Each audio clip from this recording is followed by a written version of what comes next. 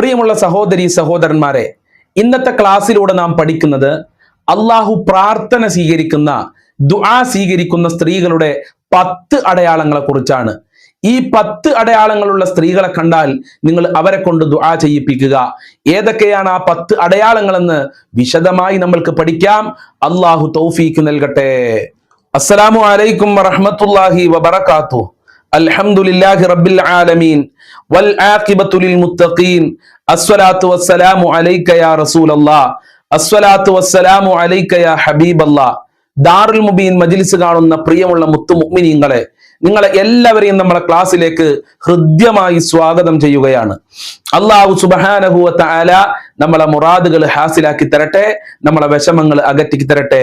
ദുആ കൊണ്ട് വസിയത്ത് ചെയ്തവരുടെ എല്ലാ ആഗ്രഹങ്ങളും അല്ലാഹു നിറവേറ്റി കൊടുക്കട്ടെ. എല്ലാവർക്കും റാഹത്തല്ലേ? എല്ലാവർക്കും സന്തോഷല്ലേ? എല്ലാവരും മനസ്സറിഞ്ഞുകൊണ്ട് 3 പ്രാവശ്യം അൽഹംദുലില്ലാ പറയൂ. അൽഹംദുലില്ലാ, അൽഹംദുലില്ലാ, അൽഹംദുലില്ലാ. അള്ളാഹു കബൂൽ ചെയ്യട്ടെ, അള്ളാഹു സ്വീകരിക്കട്ടെ, അർഹമായ പ്രതിഫലം നൽകട്ടെ.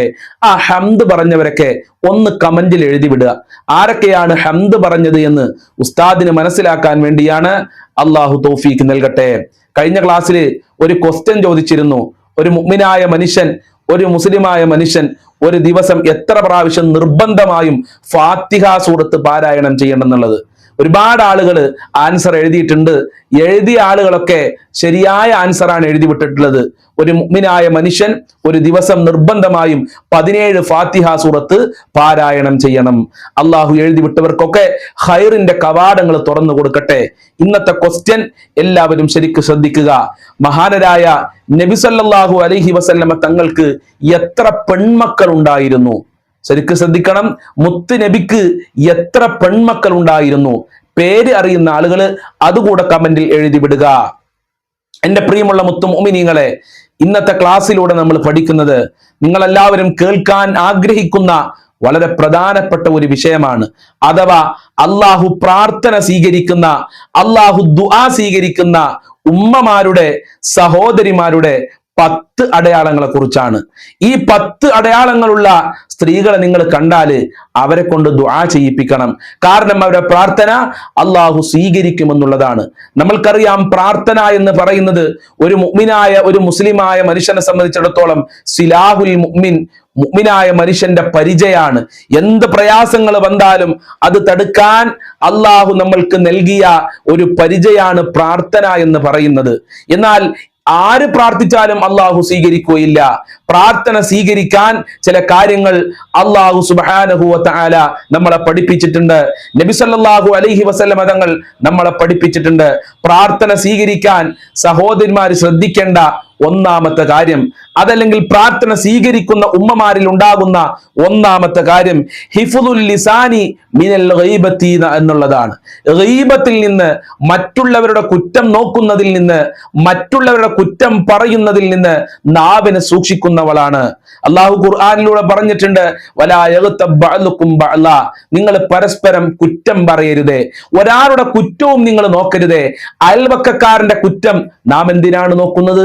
കുടുംബക്കാരുടെ കുറ്റങ്ങൾ നാം എന്തിനാണ് നോക്കുന്നത്? കുറ്റം നോക്കി നടക്കുകയാണെങ്കിൽ അവന്റെ പ്രാർത്ഥന, അവരുടെ പ്രാർത്ഥന അള്ളാഹു സ്വീകരിക്കുകയില്ല. അപ്പൊ പ്രാർത്ഥന സ്വീകരിക്കുന്ന ഉമ്മയാണെങ്കിൽ അവൾ ഒരാളുടെയും കുറ്റം പറയൂല. ചില ഉമ്മമാരങ്ങൾ കണ്ടിട്ടില്ലേ, സുബ്ഹാനല്ലാഹ് സുബ്ഹാനല്ലാഹ് സുബ്ഹാനല്ലാഹ് അൽഹംദുലില്ലാ അല്ലാഹു അക്ബർ. ഓൾ അങ്ങനെ തന്നെയാണ്. ഓള് പറ്റ മോശാണ്. ഓളില്ലേ, ഓള് എങ്ങോട്ടൊക്കെ പോകുന്നുണ്ട്, ഓൾക്ക് എന്തൊക്കെയോ ബന്ധമുണ്ട്. അല്ലാഹു അക്ബർ, അല്ലാഹു അക്ബർ, അല്ലാഹു അക്ബർ.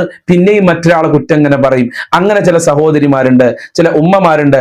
ഒരു തസ്ബീഹൊക്കെ ചെല്ലുന്നുണ്ടാവും, അവർ നിസ്കരിക്കുന്നുണ്ടാവും, പക്ഷേ അതൊന്നും അല്ലാഹു കബൂൽ ചെയ്യൂല. ഓലെ പ്രാർത്ഥന അല്ലാഹു സ്വീകരിക്കൂല. ഒരു വലിയ ശൈഖാണെന്ന് ആരും കരുതേണ്ടതില്ല. പ്രാർത്ഥന സ്വീകരിക്കുന്ന ഉമ്മയാണെങ്കിൽ അവൾ ഒരിക്കലും ഗീബത്ത് പറയൂല, ഒരാളെ കുറ്റം നോക്കുകയില്ല എന്നുള്ളതാണ്. അതുപോലെ തന്നെ രണ്ടാമത്തെ അടയാളം ഹിഫ്ദുൽ ഫർജി വൽ ഇഫ്ഫത്തി, അഭിമാനവും പരിശുദ്ധിയും കാത്തു സൂക്ഷിക്കുന്നവളാണ്. അഥവാ അവിഹിതത്തിലേക്ക് പോകാത്തവരാണ്, വ്യഭിചാരത്തിലേക്ക് പോകാത്തവളാണ് പ്രാർത്ഥന സ്വീകരിക്കുന്ന സഹോദരിമാർ. ഒരിക്കലും തന്റെ ഭർത്താവിനെ വഞ്ചിക്കുകയില്ല, ഒരിക്കലും തോന്നിവാസത്തിലേക്ക് പോവുകയില്ല. അന്യപുരുഷന്മാർ ആകർഷിക്കാൻ വേണ്ടി വസ്ത്രം ധരിക്കുകയില്ല, മറ്റുള്ള മേക്കപ്പ് ബോക്സുകൾ ഉപയോഗിക്കുകയില്ല. അല്ലാഹു സുബ്ഹാനഹു വ തആല മനസ്സിലാക്കാനുള്ള തൗഫീക്ക് നൽകട്ടെ. മൂന്നാമത്തെ അടയാളം അത്തഖ്വ. ഇത് എല്ലാവർക്കും വേണ്ടതാണ്. തഖ്വ വളരെ പ്രധാനപ്പെട്ടതാണ്.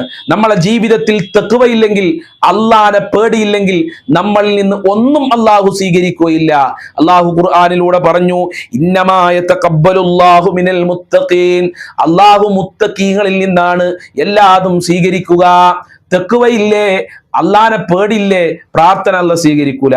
ഇബാദത്തുകളൊന്നും അള്ളാഹു സ്വീകരിക്കുകയില്ല എന്നുള്ളതാണ്. തഖ്വ എന്ന് പറഞ്ഞാൽ അള്ളാഹു കൽപ്പിച്ച കാര്യങ്ങള് ജീവിതത്തിൽ ചെയ്യുക, അള്ളാഹു വിരോധിച്ച കാര്യങ്ങൾ ജീവിതത്തിൽ നിന്ന് ഒഴിവാക്കുക, നിസ്കരിക്കുക, ഖുർആൻ ഓതുക, മറ്റുള്ള സൽക്രമങ്ങൾ ചെയ്യുക. ഇതാണ് അള്ളാഹു നമ്മളോട് കൽപ്പിച്ചിട്ടുള്ളത്. അനാവശ്യ കാര്യങ്ങളിൽ നിന്ന് വിട്ടുനിൽക്കുക, അത് അള്ളാഹിന്റെ കൽപ്പനയാണ്. അപ്പൊ അള്ളാഹുവിന്റെ കൽപ്പനകൾക്ക് വഴിപ്പെടുക, അള്ളാഹു വിരോധിച്ച കാര്യങ്ങൾ ജീവിതത്തിൽ നിന്ന് ഒഴിവാക്കുന്ന ഉമ്മയായിരിക്കണം. അല്ലാത്ത കാലത്തോളം നമ്മൾ ഏത് മജ്‌ലിസിൽ പങ്കെടുത്താലും, എവിടെ പങ്കെടുത്താലും, എന്ത് ദിക്ർ ചൊല്ലിയാലും നമ്മളെ പ്രാർത്ഥന അള്ളാഹു സ്വീകരിക്കുകയില്ല. അപ്പൊ തഖ്വ വളരെ പ്രധാനപ്പെട്ടതാണ്. അള്ളാഹനെ സൂക്ഷിച്ച് ജീവിക്കുക. അള്ളാഹു അനുഗ്രഹിക്കട്ടെ. അതുപോലെ നാലാമത്തെ കാര്യം അസ്സിദ്ഖു ഫിൽ ഖൗലി. സത്യസന്ധത. വാക്കിൽ സത്യസന്ധത ഉണ്ടാകണം. കളവ് പറയാൻ പാടില്ല. ആര് കളവ് പറഞ്ഞാലും, അത് പുരുഷനാണെങ്കിലും സ്ത്രീ ആണെങ്കിലും, അവന്റെ നാവ് പ്രാർത്ഥിക്കാൻ പറ്റാത്തതാണ്. ഒരാളുടെ പ്രാർത്ഥന അള്ളാഹു സ്വീകരിക്കണമെങ്കിൽ തെറ്റ് ചെയ്യാത്ത നാവ് വേണം. തെറ്റ് ചെയ്യുന്ന നാവ് കൊണ്ട് നമ്മൾ എത്ര അള്ളാഹിനോട് ചോദിച്ചാലും നമ്മളെ പ്രാർത്ഥന അല്ലാഹു സ്വീകരിക്കൂല. നമ്മൾ നിരന്തരമായി കളവ് പറയുന്നവരാണെങ്കിൽ ആ നാവ് നരകത്തിലേക്ക് പോകാനുള്ള നാവാണ്. ആ ശരീരം നരകത്തിലേക്കാണ്. പിന്നെ എങ്ങനെയാണ് നമ്മളെ പ്രാർത്ഥന അല്ലാഹു സ്വീകരിക്കുക? അതുകൊണ്ട് ഒരിക്കലും കളവ് പറയരുത്. മക്കൾക്ക് കളവ് പറയാൻ പഠിപ്പിച്ചു കൊടുക്കരുതേ ഉമ്മമാരെ. അള്ളാഹു നമ്മളെ മക്കളൊക്കെ നന്നാക്കി തരട്ടെ. അതുപോലെ അഞ്ചാമത്തെ അടയാളം കസ്റത്തു ദിക്രില്ലാഹി തആല.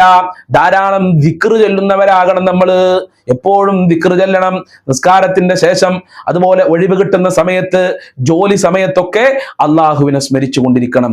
ഏതൊക്കെ ദിക്ർ നമ്മൾക്കറിയും? സുബ്ഹാനല്ലാഹ്, അൽഹംദുലില്ലാഹ്, അല്ലാഹു അക്ബർ, ഇങ്ങനെ അറിയുന്ന ദിക്റുകൾ, സ്വലാത്തുകൾ സദാസമയത്തും നമ്മൾ ചൊല്ലിക്കൊണ്ടിരിക്കണം. അങ്ങനെ നമ്മൾ ദിക്ർ ചൊല്ലുന്നവരായി കഴിഞ്ഞാൽ ഫദ്കുറൂനി അദ്കുറുക്കും. നിങ്ങൾ എന്നെ ഓർത്താൽ ഞാൻ നിങ്ങളെ ഓർക്കും. നമ്മൾ അള്ളാഹുവിനെ ഓർക്കുന്നില്ല. നമ്മളുടെ ആവശ്യങ്ങൾ, എന്തെങ്കിലും പ്രയാസങ്ങൾ വരുമ്പോ പെട്ടെന്ന് അള്ളാഹുവിലേക്ക് നമ്മൾ കൈ ഉയർത്തും. അപ്പൊ നമ്മളെ പ്രാർത്ഥന അല്ലാഹു സ്വീകരിക്കൂല.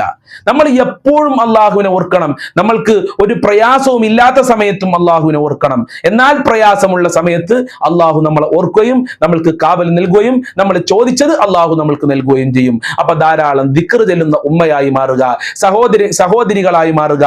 അള്ളാഹു അതിനുള്ള ഭാഗ്യം നൽകട്ടെ. അതുപോലെ ആറാമത്തെ കാര്യം തഅത്തു സൗജി ബിൽ മഅറൂഫ്. നല്ല കാര്യങ്ങൾക്ക് ഭർത്താവിനെ വഴിപ്പെടുക.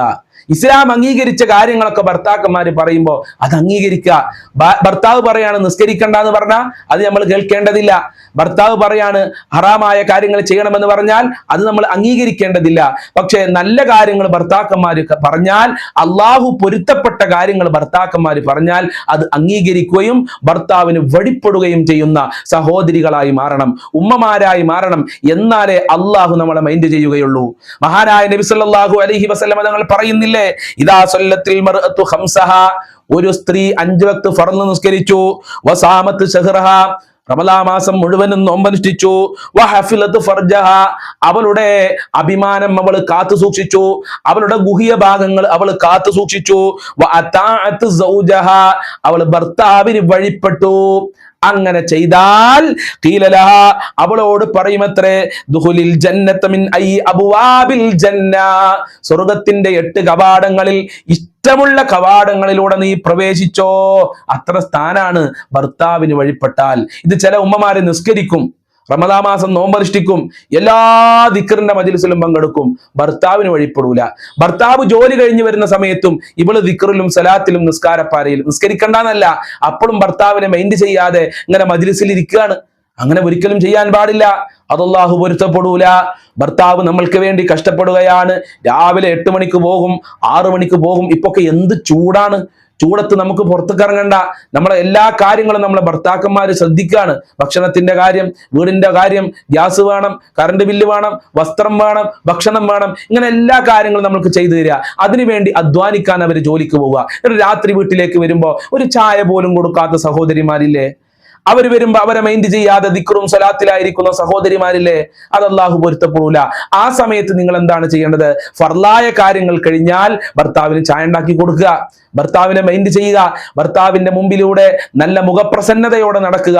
ഭർത്താവ് നമ്മളെ നോക്കിക്കഴിഞ്ഞാൽ ഭർത്താവിന് ഒരു സമാധാനം ലഭിക്കണം, ഒരു ശാന്തത ലഭിക്കണം, ഒരു സന്തോഷം ലഭിക്കണം. അങ്ങനത്തെ ഉമ്മമാരായി മാറിയാലേ നമ്മളെ പ്രാർത്ഥന അല്ലാഹു സുബ്ഹാനഹു വ തആല ഖബൂൽ ചെയ്യൂ. അതല്ലെങ്കിൽ അല്ലാഹു നമ്മളെ മൈൻഡ് ചെയ്യുകയില്ല. വദുആഉൽ മർഅത്തി സ്വാലിഹ, സ്വാലിഹായ സഹോദരിയുടെ പ്രാർത്ഥന ലാ യുറദ്ദു, ഒരിക്കലും തട്ടപ്പെടുകയില്ല. കണ്ടോ, സ്വാലിഹായ സ്ത്രീയാകണം, സ്വാലിഹായ ഭാര്യയാകണം, സ്വാലിഹായ ഉമ്മയാകണം. അതിൽ പെട്ടതാണ് ഭർത്താവിന് വഴിപ്പെടുക എന്നുള്ളത്. എല്ലാ കാര്യങ്ങളും നമ്മളിലുണ്ട്. ഭർത്താവിന് വഴിപ്പെടുന്നില്ലെങ്കിൽ, ഭർത്താവിനെ മൈൻഡ് ചെയ്യുന്നില്ല, ഭർത്താവിനെ എപ്പോഴും ചവിട്ടി താത്തുന്ന ഒരു സ്വഭാവമാണ് നമ്മൾക്കെങ്കിൽ നമ്മൾ സ്വാലിഹായ ഭാര്യയല്ല, സ്വാലിഹായ ഉമ്മയല്ല. അതുകൊണ്ട് തന്നെ നമ്മളെ പ്രാർത്ഥന അല്ലാഹു സ്വീകരിക്കൂല. എന്നാൽ ദുആഉൽ മർഅത്തി സ്വാലിഹ്, സ്വാലിഹായ സ്ത്രീയാണോ നിന്റെ പ്രാർത്ഥന ലാ യുറദ്ദു, അത് തട്ടപ്പെടൂല. ഇത് ഹബീബായ തങ്ങളെ വാക്കാണ്. അല്ലാഹു ഈ രൂപത്തിൽ ജീവിക്കാൻ നമ്മൾക്ക് തൗഫീക്ക് നൽകട്ടെ. ഏഴാമത്തെ കാര്യം, ഇത് സ്ത്രീയും പുരുഷന്മാരും പ്രത്യേകം ശ്രദ്ധിക്കേണ്ട ഒരു വിഷയമാണ്. അക്ലുൽ ഹലാലി വത്വയ്യിബാത്ത്, നല്ലത് മാത്രമേ ഭക്ഷിക്കാൻ പറ്റൂ, ഹറാമായ ഒന്നും ഭക്ഷിക്കാൻ പാടില്ല. ഹറാമായത് അല്ലാഹു പൊരുത്തപ്പെടൂല. ഇന്ന് അധിക സ്ത്രീകളും ബാങ്കിലായിരിക്കും. എന്തിനാ ബാങ്കിലേക്ക് പോകുന്നത്? പലിശ വാങ്ങാൻ വേണ്ടിയിട്ട്. ഇത് ഇവരുടെ ഒരു ഹോബി ആയിട്ടുണ്ട്. അങ്ങനെ ഒരിക്കലും സഹോദരിമാരെ ചെയ്യരുത്. പലിശയാണെങ്കിലും ഏത് ഹറാമാണെങ്കിലും അത് നമ്മൾ ഭക്ഷിക്കാൻ പാടില്ല. ഭക്ഷിച്ചു കഴിഞ്ഞാൽ നമ്മളെ പ്രാർത്ഥന അല്ലാഹു സ്വീകരിക്കുകയില്ല. എട്ടാമത്തെ കാര്യം, അസ്സബ്റു അലൽ ബലാ, ആഫത്ത് മുസീബത്തുകൾ വരുമ്പോൾ ക്ഷമിക്കാനുള്ള ഒരു മനസ്സ് നമ്മൾക്ക് ഉണ്ടാവണം. ക്ഷമിച്ചിട്ടില്ലെങ്കിൽ നമ്മളെ പ്രാർത്ഥന അല്ലാഹു സ്വീകരിക്കൂല. ക്ഷമയോടുകൂടെയാണ് അള്ളാഹുവിനോട് ചോദിക്കേണ്ടത്. ഇത് ദുനിയാവാണ്, ഇവിടെ പ്രശ്നങ്ങൾ ഉണ്ടാകും, പ്രയാസങ്ങൾ ഉണ്ടാകും, ബുദ്ധിമുട്ടുകൾ ഉണ്ടാകും, സങ്കടങ്ങൾ ഉണ്ടാകും. അതിന്റെ മേൽ നമ്മൾ ക്ഷമിക്കേണ്ടതുണ്ട്. അള്ളാഹു ഖുർആനിലൂടെ പറഞ്ഞു, ഇസ്തഈനൂ ബിസ്സബ്രി വസ്സലാത്ത്, നിങ്ങൾ ക്ഷമയോടുകൂടെ നിസ്കരിച്ചുകൊണ്ട് അള്ളാഹുവിനോട് സഹായത്തിന് ചോദിക്കണം, അള്ളാഹുവിനോട് ദുആ ചെയ്യണം. എന്നാലേ നിങ്ങളെ പ്രാർത്ഥനയ്ക്ക് ഉത്തരം നൽകൂ. അപ്പൊ ഒരു ക്ഷമയില്ലാതെ പൊറുതികേട് കാണിച്ചിട്ട് നമ്മൾ ദുആ ചെയ്തിട്ട് കാര്യമില്ല. പൊറുതികേട് കാണിക്കാതെ ക്ഷമയോടെ 5 വക്ത് കൃത്യമായി നിസ്കരിച്ച് അല്ലാഹുവിനോട് ദുആ ചെയ്താൽ നമ്മളെ പ്രാർത്ഥനയ്ക്ക് അല്ലാഹു ഇജാബത്ത് നൽകും, നമ്മളെ പ്രാർത്ഥന അല്ലാഹു തട്ടുകയില്ല. 9ാമത്തെ കാര്യം, ദുആഉൽ വാലിദത്തി ലി ഔലാദിഹ, ഉമ്മ സഹോദരിമാര് തന്റെ മക്കൾക്ക് വേണ്ടി ദുആ ചെയ്താലും ആ പ്രാർത്ഥന അല്ലാഹു തട്ടുകയില്ല. അപ്പൊ നമ്മളെ മക്കൾക്ക് വേണ്ടി നമ്മൾ ധാരാളം ദുആ ചെയ്യണം. ഉപ്പമാർക്ക് ചിലപ്പോൾ അതിനൊന്നും സമയം ലഭിച്ചോളണമെന്നില്ല. കാരണം അവർക്ക് അല്ലാതെ തന്നെ ഒരുപാട് കാര്യങ്ങളുണ്ട്, ഒരുപാട് ഭാരങ്ങൾ ചുമന്നുകൊണ്ടാണ് അവർ ജീവിക്കുന്നത്.